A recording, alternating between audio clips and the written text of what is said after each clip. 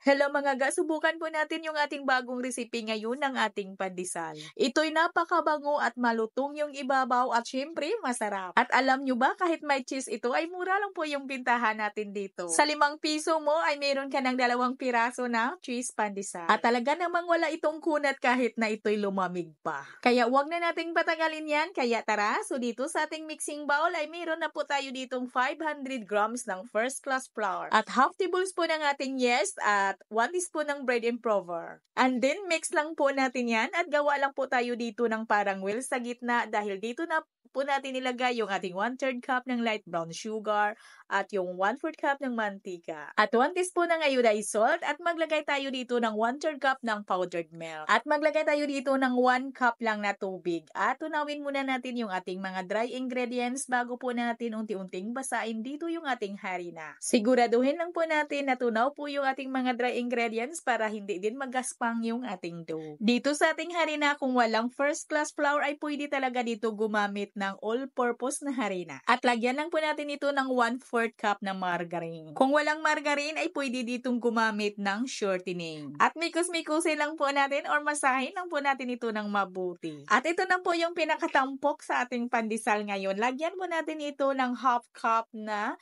hiniwa ko na po ng pino itong ating sibuyas dahon. Itong dahon ng sibuyas natin ay pwede naman na lutuin muna natin ito bago po natin dito ihalo. Pero ako mga ga, mas bit ko po na hilaw ko po dito ihalo sa ating dough. So itong aking dough ay idaan ko po ito sa aking dough roller machine. Kung meron kayong spiral mixer ay doon po nyo na po ito masahin. Kung wala naman kayong dough roller machine or kaya yung mixer ay pwede naman na masahin nyo po ito mga palangga ng mano-mano. Mga maliliit lang po yung putol ko dito. Putulin ko lang po ito sa 16 to 18 grams. Kaya mura lang po yung bintahan natin dito. 2 piraso, 5 piso.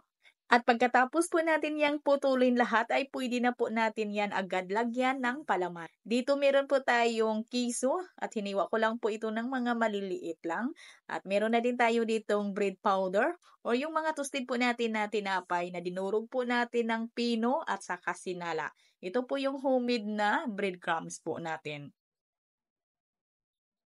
At pagkatapos nito ay isalansan lang po natin at paalsahin muna natin yung ating dough ng mga 1, 2 hanggang 3 oras. At pag nag 70 to 80% na po yung alsa ng ating dough ay pwede na po natin itong isala. At lutuin lang po natin ito sa may preheated 180 degrees Celsius sa loob ng 13 to 15 minutes. Kung gusto kayong gumawa dito mga ga ng medyo marami ay dublihin nyo lang po yung ating mga ingredients. At abay napakabango naman at malutong yung ibabaw at malambot yung loob. At kahit abutin pa po ito ng kinabukasan ay hindi po talaga ito titigas at wala po ito talagang kunat.